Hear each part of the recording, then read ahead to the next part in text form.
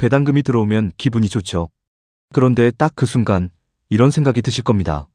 세금은 얼마나 나가는 거지? 건강보험료가 갑자기 오르는 건 아닐까? 오늘은 그 걱정을 한 번에 끝내드리겠습니다. 배당소득세 기본 구조부터 2026년에 새로 생긴 고배당 기업 분리과세, 특례, 그리고 많은 분들이 세금보다 더 크게 체감하는 건강보험료 문제까지 핵심만 짚겠습니다. 먼저 배당소득세 기본 구조입니다. 배당금을 받으면 세금이 붙습니다. 이걸 배당소득세라고 하는데요. 우리가 직접 신고하고 납부하는 방식이 아닙니다. 기업과 증권사가 먼저 세금을 떼고 남은 금액만 계좌에 입금해주는 원천징수 방식입니다.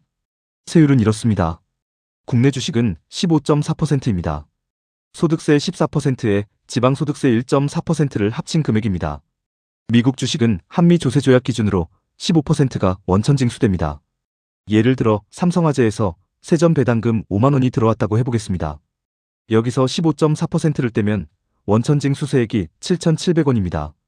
실제 계좌에 들어오는 금액은 42,300원이 됩니다. 배당금이 입금되는 순간 세금은 이미 끝난 상태입니다. 그리고 여기서 반드시 알아야 할 개념이 하나 있습니다. 바로 금융소득입니다. 금융소득은 배당소득과 이자소득을 합친 금액입니다. 예금 이자, 채권 이자, 배당금을 모두 더한 것입니다. 이 합계가 연간 2천만 원 이하면 원천징수로 납세 의무가 끝납니다. 추가 신고는 전혀 필요 없습니다. 한 가지 주의하실 점이 있습니다. 월배당 ETF만 보고 안심하시면 안 됩니다. 월 100만 원씩 배당을 받으면 연 1,200만 원입니다. 그런데 예금 이자가 따로 900만 원 있다면 합계는 이미 2,100만 원을 넘습니다. 이자 소득도 반드시 함께 계산하셔야 합니다. 이제 금융소득이 연 2천만 원을 넘으면 어떻게 되는지 알아보겠습니다. 연 2천만 원을 넘으면 금융소득 종합과세 대상이 됩니다. 2천만 원을 초과한 금액을 근로소득, 사업소득 같은 다른 소득과 합산해서 종합소득세를 계산하는 방식입니다. 이 말을 들으면 많은 분들이 겁을 내십니다. 그런데 실제로 계산해보면 생각보다 부담이 크지 않은 경우가 많습니다. 예를 들어보겠습니다. 은퇴 후 다른 소득은 전혀 없고 국내 고배당주 ETF로 연간 5천만 원의 배당금을 받는 경우입니다. 먼저 원천징수 총액입니다. 5천만 원의 15.4%니까 770만 원이 이미 자동으로 떼었습니다. 이제 종합소득세를 계산합니다. 2천만 원 이하 구간은 세율 14%로 280만 원. 2천만 원을 초과한 3천만 원은 다른 소득이 없으니 과세표준 3천만 원의 세율 15%를 적용하고 누진공제 126만 원을 빼면 324만 원입니다. 합산하면 종합소득세 계산값은 604만 원이 됩니다. 그런데 이미 원천징수된 금액이 770만 원입니다. 604만 원보다 많죠. 추가로 낼 세금이 없습니다. 이미 낸 원천징수세액으로 납세 의무가 종결됩니다. 그럼 추가 세금이 없는 한도는 얼마일까요? 다른 소득이 전혀 없는 경우를 기준으로 연간 약 7천만 원 수준까지는 추가 세금이 거의 없는 것으로 추산됩니다. 월로 환산하면 약 580만 원입니다. 단, 근로소득이나 사업소득이 함께 있는 분들은 합산 과세표준이 높아져 추가 세금 부담이 생길 수 있습니다. 이 경우엔 반드시 세무사와 상담하세요.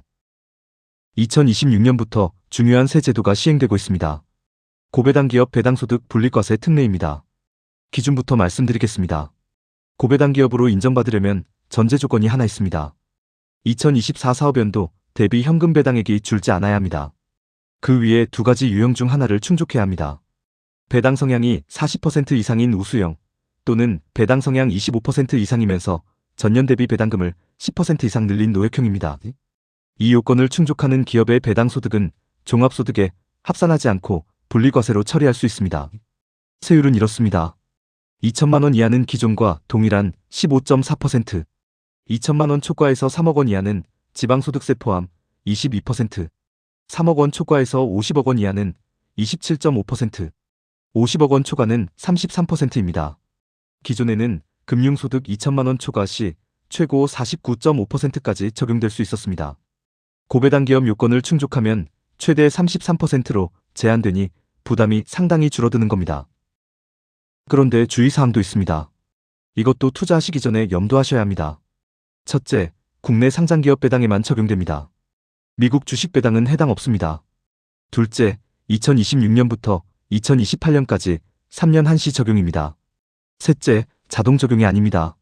2026년 배당에 대한 분리과세 신청은 2027년 5월 종합소득세 신고 때 직접 하셔야 합니다. 그럼 이제 세금도 줄이고 건보료도 지키는 방법에 대해 얘기해 보겠습니다. 먼저 ISA 계좌입니다. ISA 계좌는 안에서 발생한 수익이 무조건 분리과세로 처리됩니다. 일반형은 순이익 200만원까지 비과세, 서민형은 400만원까지 비과세이고 초과분은 9.9% 분리과세입니다. 종합소득에 포함되지 않으니 건강보험료에도 영향이 없습니다. 단, 최근 3년 내 금융소득이 연 2천만원을 초과한 적 있는 분은 신규 가입이 불가합니다. 시드가 커진 뒤에 챙기려 하면 이미 늦을 수 있습니다. 연금저축펀드와 IRP는 계좌 안에서 발생하는 수익이 연금 수령 시까지 과세가 미뤄집니다. 수령할 때는 3.3%에서 5.5%의 낮은 세율만 적용됩니다. 단, 연간 사적연금 수령액이 1,500만원을 초과하면 종합과세와 16.5% 분리과세 중 선택할 수 있습니다. 유리한 방식으로 신고하시면 됩니다. 그리고 현재까지는 연금저축과 IRP 수령액에 건강보험료가 부과되지 않습니다. 세금보다 배당 투자자들이 실제로 더 크게 체감하는 부담이 있습니다. 바로 건강보험료입니다. 대략 얼마나 나올지 국민건강보험공단 계산기로 이미 추산해봤습니다. 주택과세표준 2억 원의 연간 배당금 2,400만원이면 월 약 28만원 내외, 연간으로 따지면 약 336만원입니다. 과세표준 4억 원의 연간 배당금 3,600만원이면 월 약 42만원 내외, 과세표준 8억 원의 연간 배당금 8,400만원이면 월 약 78만원 내외, 연간으로는 약 936만원입니다. 재산과 소득이 높아질수록 건보료 부담이 올라가는 구조입니다. 건보료에서 가장 주의해야 할 부분이 있습니다. 바로 피부양자 자격 탈락입니다. 현재 배우자나 부모님의 직장 건강보험에 피부양자로 올라가 계신 분들은 특히 주목하셔야 합니다. 2026년 기준입니다. 재산세 과세표준이 5.4억 원 이하라면 연 합산소득 2천만 원 이하일 때 자격이 유지됩니다. 5.4억 원 초과해서 9억 원 이하 구간은 연 합산소득이 1,000만 원 이하여야 합니다. 9억 원을 초과하면 소득과 무관하게 무조건 탈락입니다. 그리고 재산요건과 별개로 중요한 기준이 하나 더 있습니다. 금융소득, 즉 이자와 배당의 합계가 연 2천만 원을 초과하면 재산 규모와 상관없이 피부양자에서 탈락합니다. 배당을 조금 더 받으려다 건보료를 훨씬 더 많이 내야 하는 상황이 생길 수 있습니다. 잘 계산하고 대응하셔야 합니다.